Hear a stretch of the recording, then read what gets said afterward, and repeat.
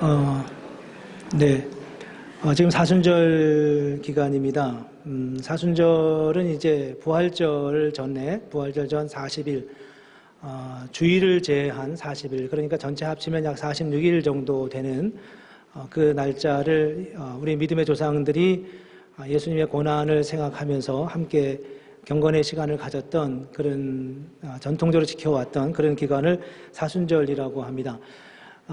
교회의 모든 대부분의 절기가 이렇게 날짜가 고정되어 있는데 유독 그 부활절만 매번 왔다 갔다 해요. 그래서 그걸 이제 어떻게 바뀌는지 제가 늘 말씀드리긴 하지만 뭐 기억 안 하실 수도 있을 것 같아요.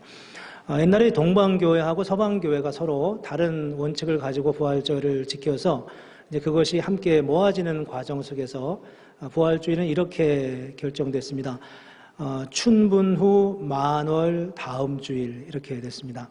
춘분 후 만월 다음 주일. 춘분은 보통 3월 21일, 22일이잖아요. 그 후에 만월, 보름달이 뜨고 난 그 다음 주일이 부활주일입니다. 그러니까 부활주일은 약 3월 21일, 2일 이후 4월 20일 이전 그 사이에 매번 이제 부활주일이 정해집니다.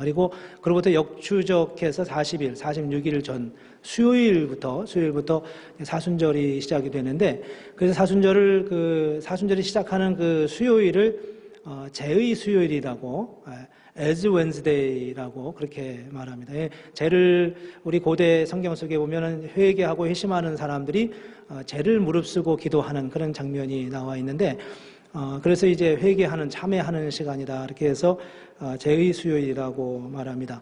사순절이 언제부터 생겼는가? 우리 이제 사순절을 이야기하면 보통 그 천주교 전통 아니야? 뭐 이렇게 말하는 분들이 있습니다. 근데 사실 사순절은 천주교 전통이 아니라 제일 먼저 나온 기록은 325년 니케아 회의 때 니케아 교회법에서 처음으로 언급되어졌던 그런 절기입니다. 그러니까 실제로 이제 그 이전부터 당시 교회가 지켜왔었고, 문서상 발견된 문서상 최초의 기록이니까 실제는 기록에도 더 이전에 있을 가능성이 있었고, 그리고 최소한 한 1세기 정도는 더 앞당겨서 그 일들을 생각해 본다면 적어도 200년대, 주 200년대 정도부터는 사순절이라고 하는 기간을 사람들이 정해놓고 하나님 앞에 경건의 시간을 가졌을 것을 우리가 짐작할 수 있습니다. 성경에 이제 40일을 특별히 지목한, 이렇게 정해놓은 것은 성경 속에 나와 있는 40일이라고 하는 의미가 참 여러 가지로 의미 있는, 영적으로 굉장히 의미 있는 시기이기 때문이기도 한데, 여러분 성경에 나오는 40일에 기억나는 게 어떤 게 있는지 모르겠습니다.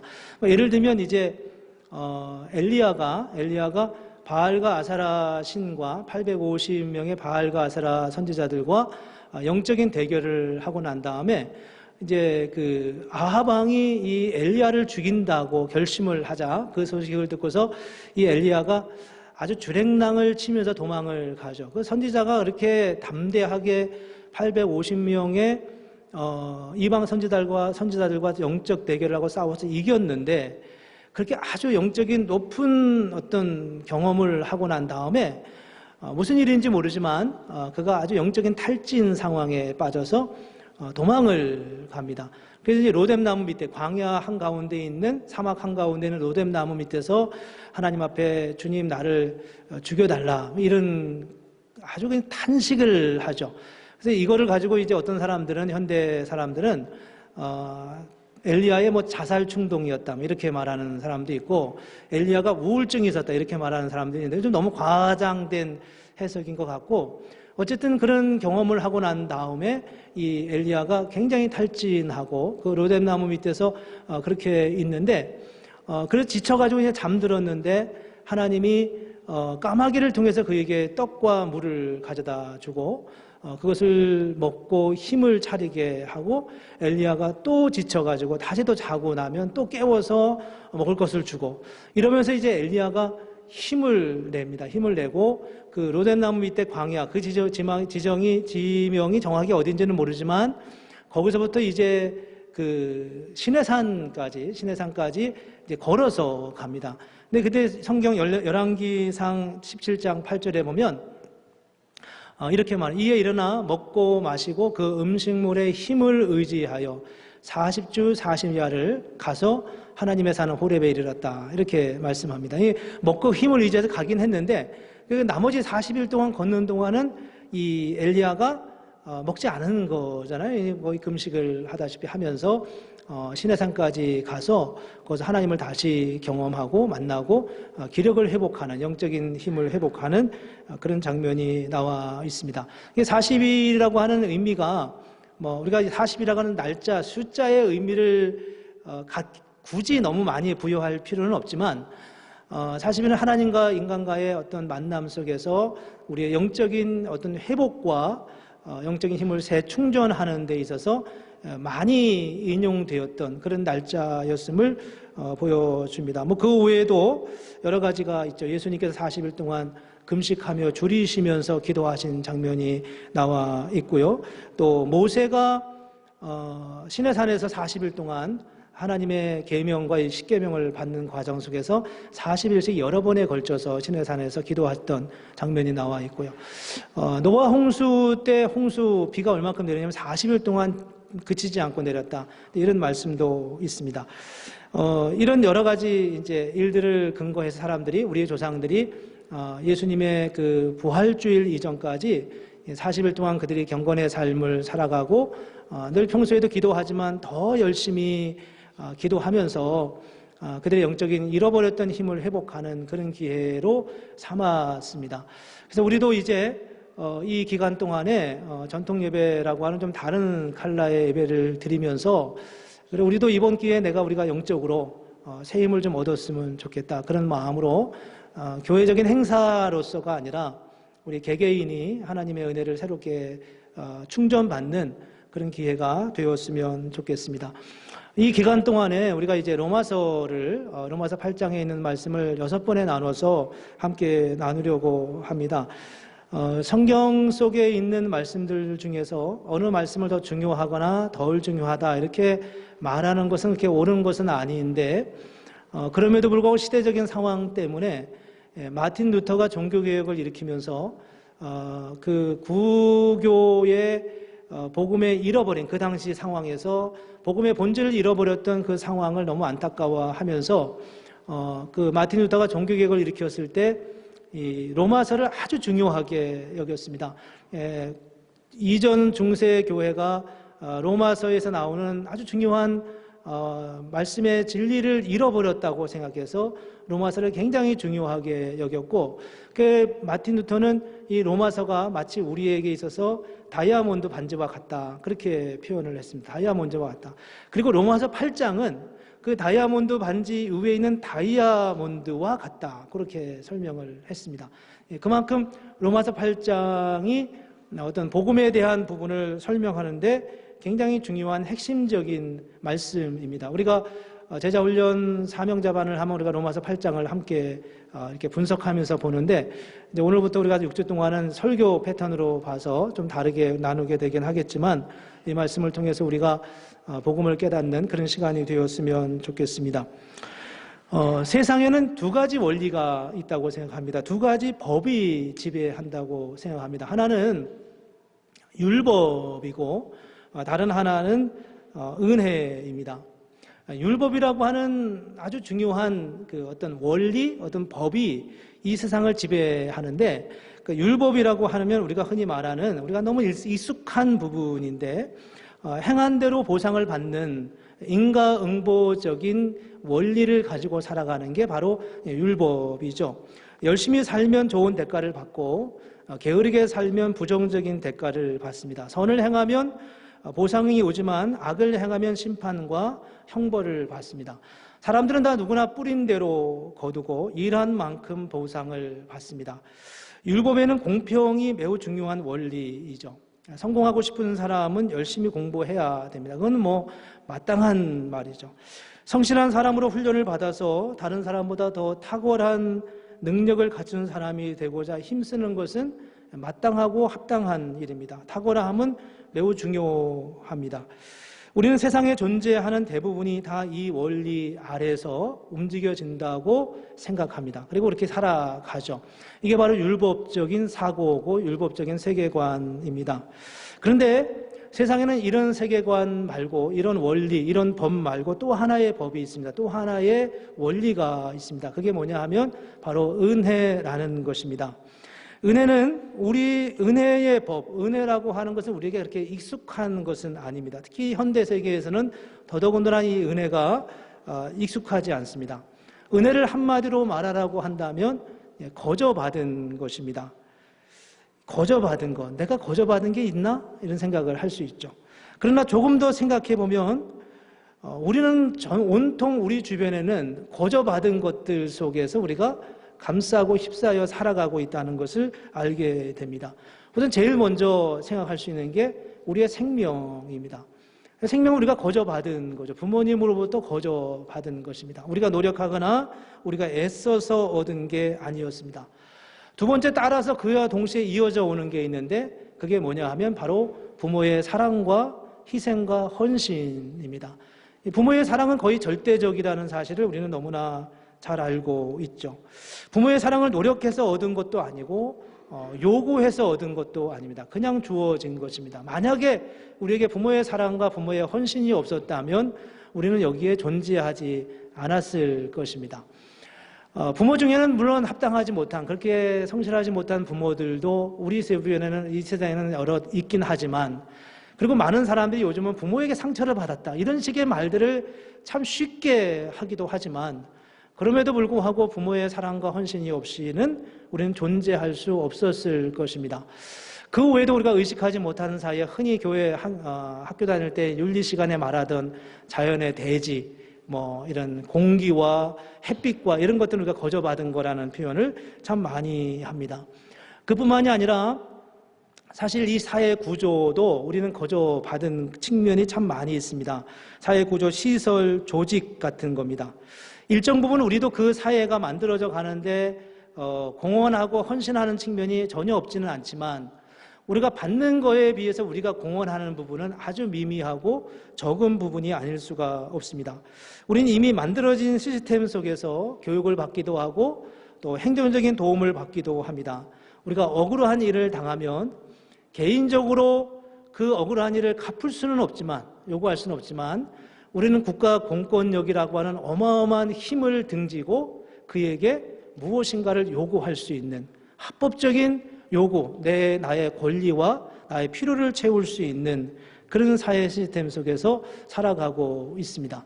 물론 그 안에도 불의가 있고 비리가 있다고 말하지만 없는 거에 비해서 우리는 훨씬 더 안정된 그런 사회 속에 살아가고 있습니다.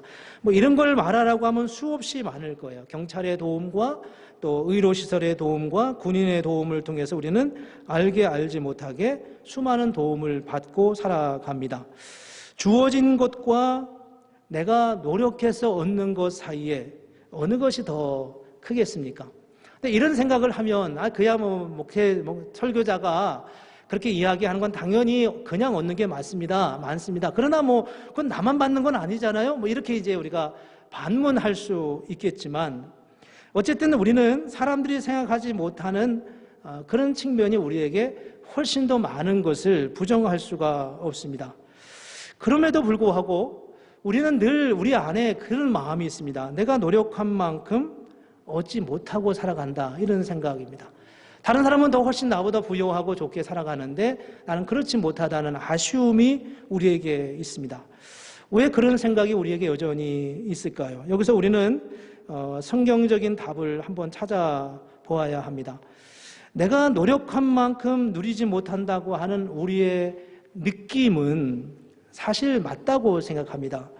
왜 그럴까요? 그것은 하나님이 주시는 것과 다르게 우리가 살고 있기 때문입니다. 우리가 무언가 율법적 구조 속에 살아가고 있기 때문에 그런 율법적 구조로 생각하고 율법적 구조로 나의 것을 얻으려고 애를 썼고 율법적 세계관 속에서 우리는 늘 그쪽으로만 생각해 오는 그런 습성과 그런 가치관을 가지고 있기 때문에 늘 우리 안에 손해보고 내가 노력한 것만큼 얻지 못한다는 생각을 가지게 된다는 겁니다. 사실은 우리가 어느 게 더 옳은 건가, 우리가 얻은 게 많은 건가, 아니면 노력해서 얻는 게 맞는가, 어느 가치관이 옳은가를 떠나서 우리는 이미 한편에 서 있는 거예요.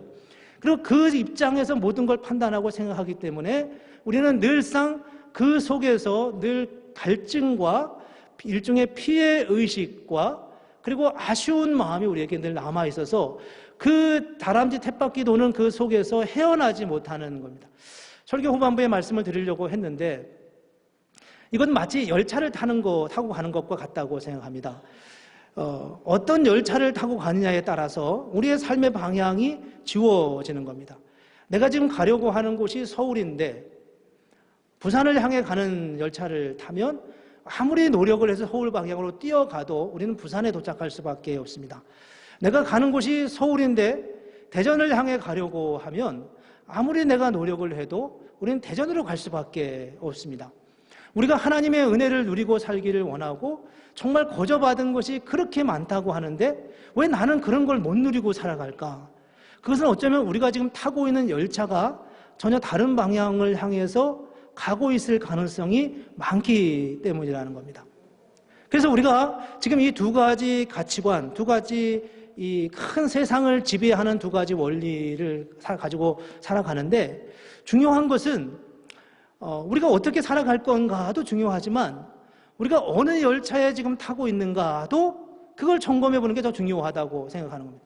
우리는 내가 늘 중심에 있다고 생각해요. 그래서 내가 모든 걸 판단할 수 있다고 생각하는데 중요한 건 내가 지금 전혀 다른 열차에 타고 있으면 내가 바라보는 방향은 전혀 다른 곳일 수 있다는 겁니다. 우리는 그런 자기를 객관화하는 작업들이 훨씬 더 먼저 선행되어야 합니다. 그래서 이제 이 말씀을 우리가 성경 속으로 가지고 가서 성경 안에서 이 부분을 어떻게 말씀하시는지를 다시 한번 살펴보기를 원합니다. 성경에는 하나님이 우리에게 모든 것을 다 주셨다고 말씀합니다.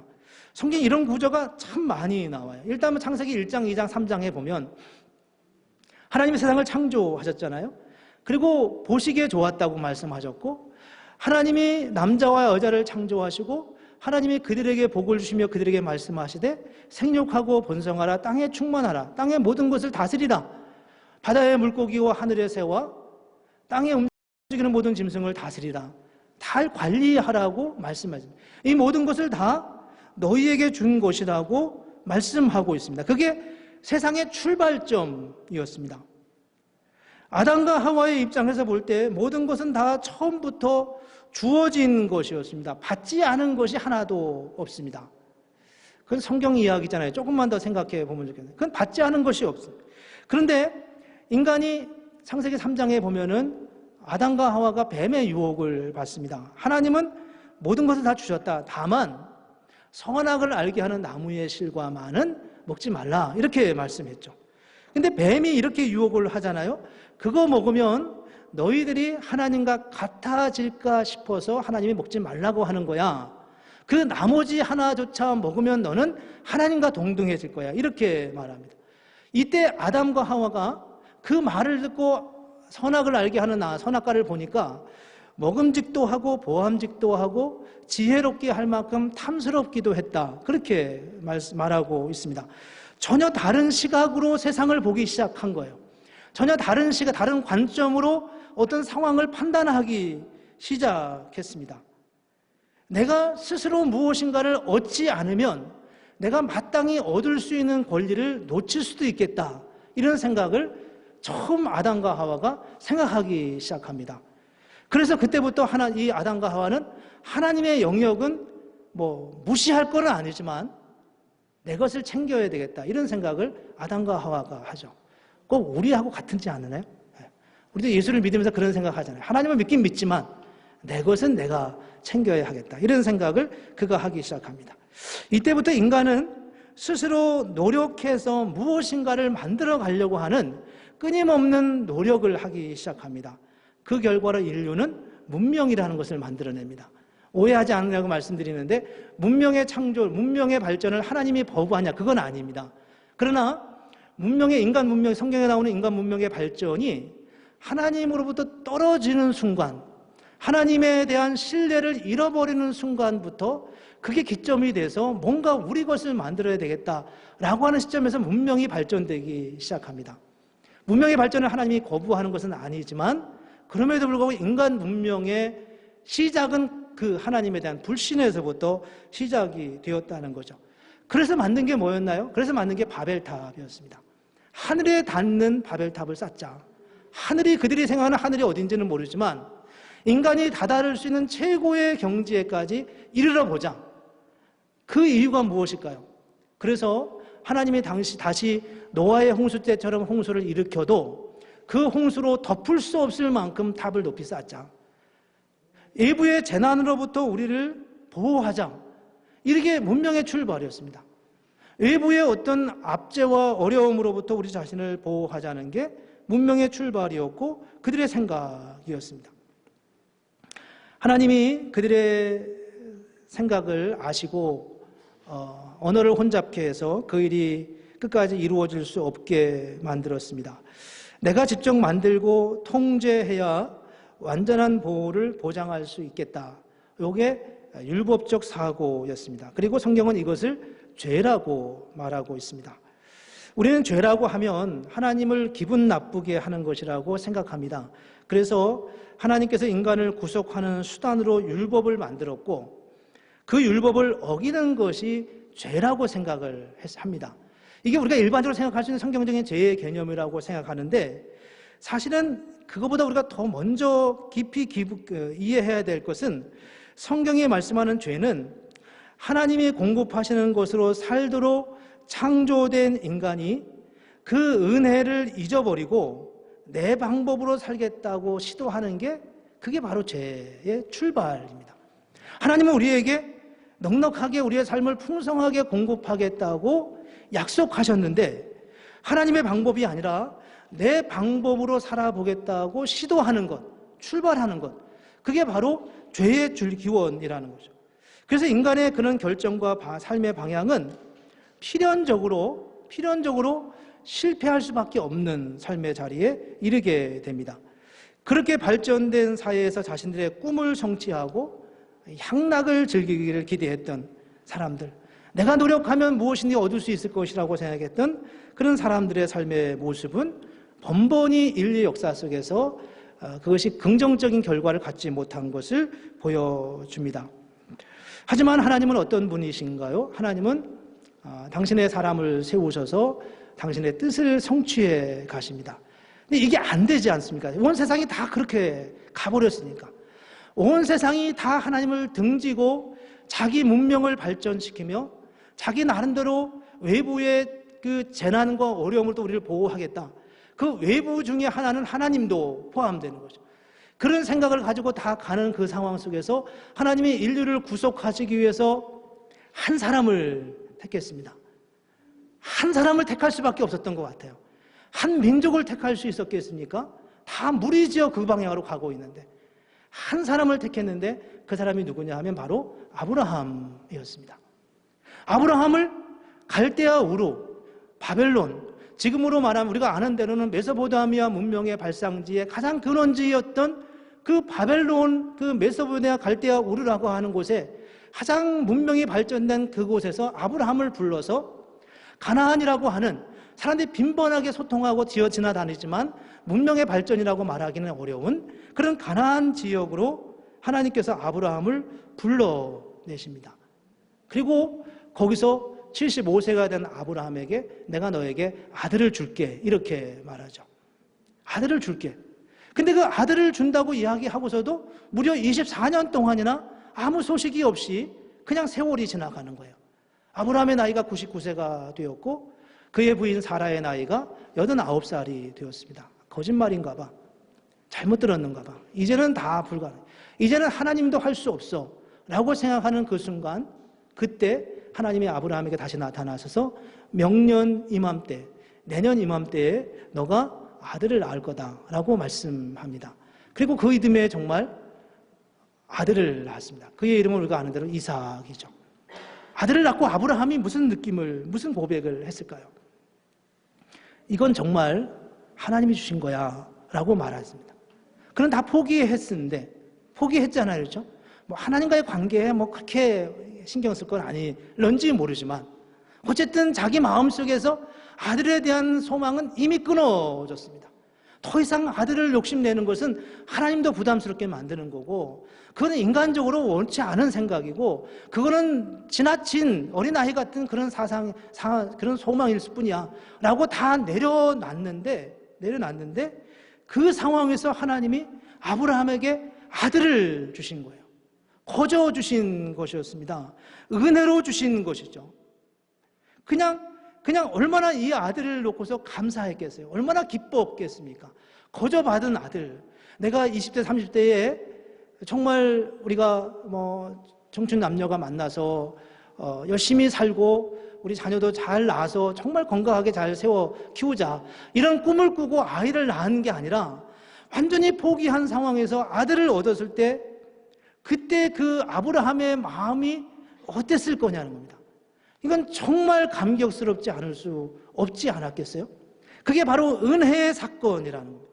그래서 하나님은 이제 아브라함을, 온 세상이 그렇게 생각하지 않는, 온 세상이 다 자기 노력으로 우리가 무엇인가를 노력해서 무엇인가를 얻겠다, 문명을 발전시켜서 우리를 보호해야 되겠다, 이렇게 생각하는 그 시대, 모든 한 사람도 그렇게 생각하지 않는 그 시대 속에서 아브라함을 불러내서 하나님이 어떤 분이신지, 하나님이 그에게 요구하지 않은 것을 주시는 분이라는 것을, 불임한 여성이었던 이 사라의 몸을 통해서 아들을 낳게 하심으로써 거저 받는 것이 무엇인지를 알게 하시는 겁니다.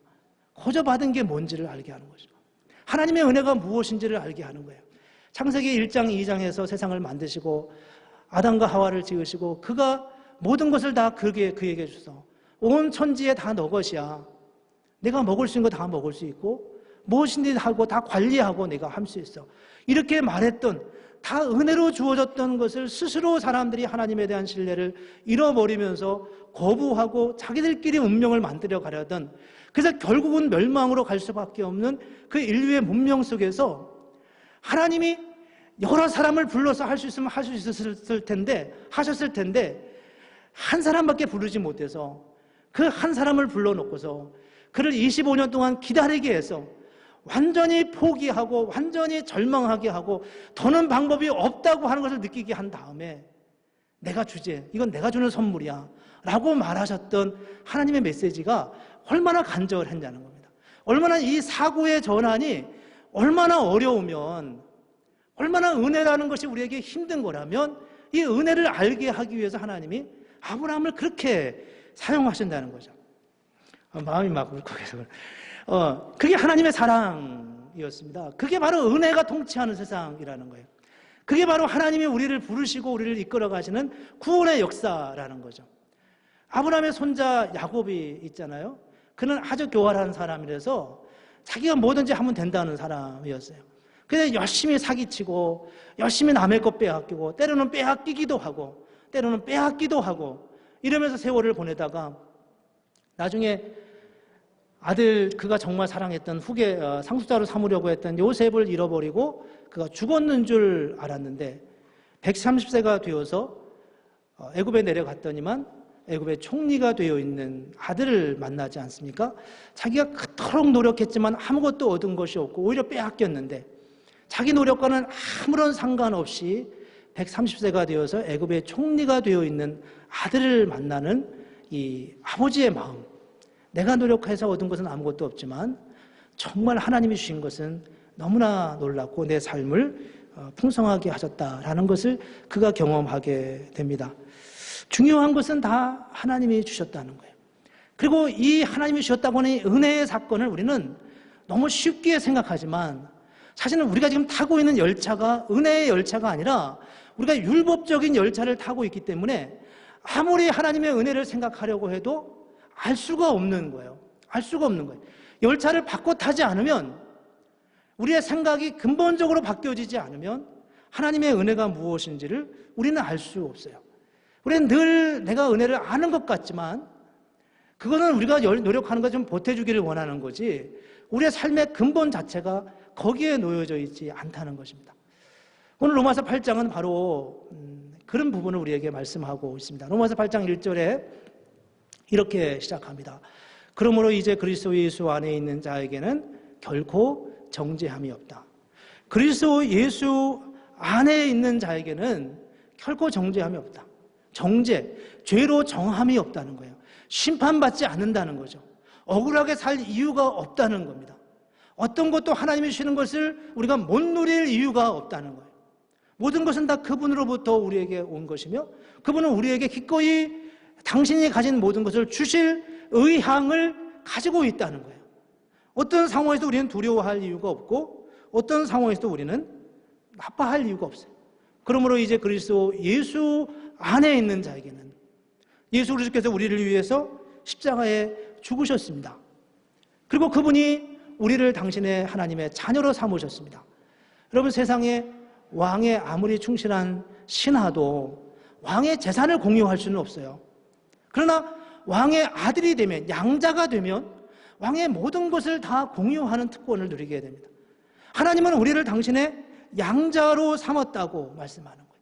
그리스도 예수 안에 있는 자에게는 예수 그리스도께서 우리를 위해 십자가에 죽으심으로 우리를 구원하시고 하나님의 자녀가 되게 하셔서 그분이 누리는 당신의 특권과 그 은혜를 누리도록 우리를 부르셨다고 말씀하고 있습니다.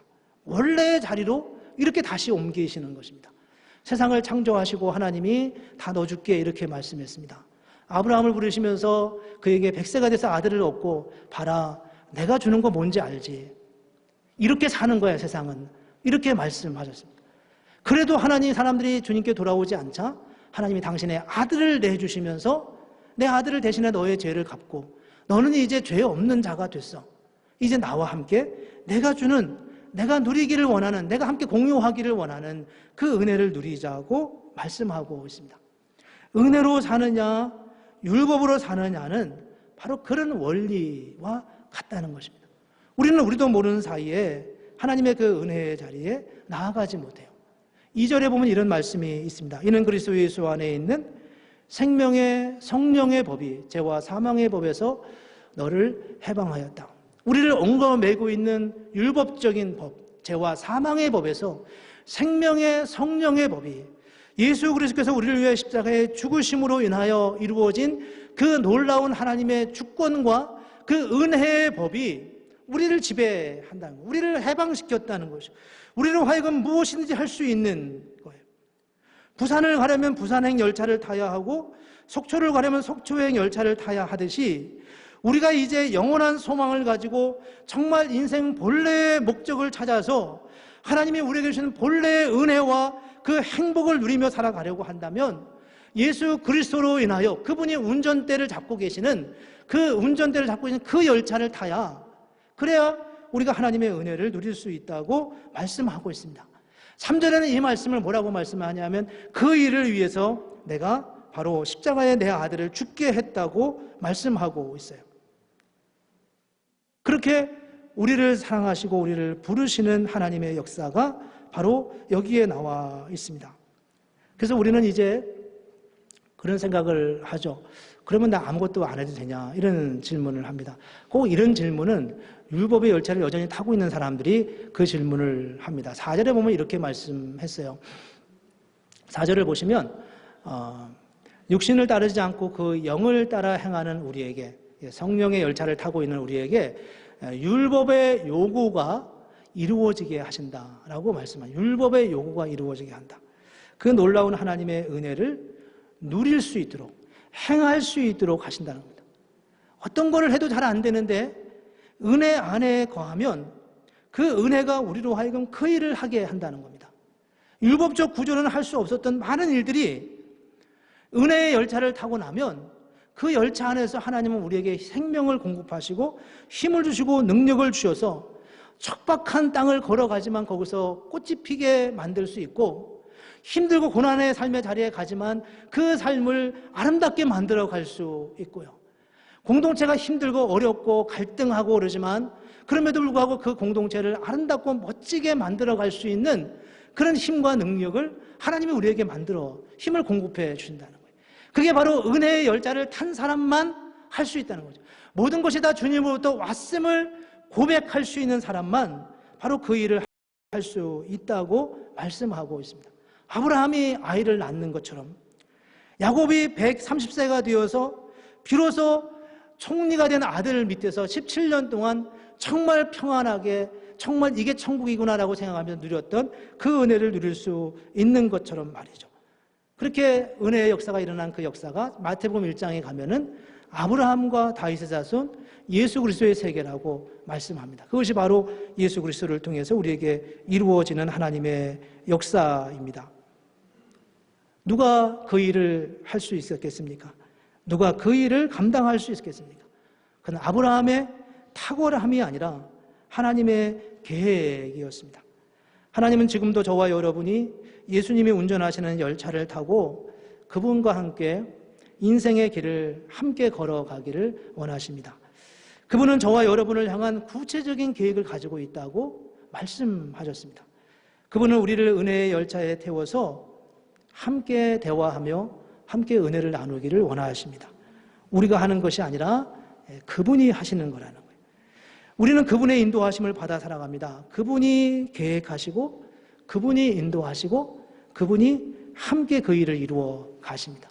그분과 같이 교제하면서 우리 안에 눌림 때문에 행하지 못했던, 우리 안에 삶에 대한 부담 때문에 생각조차 못했던 일들을 그분은 우리와 함께 우리의 어루의 등을 두드려 만지시면서 내가 너를 사랑한다.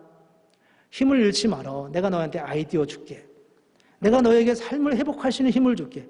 내가 너에게 깨어진 관계를 극복할 수 있는 좋은 아이디어를 줄게.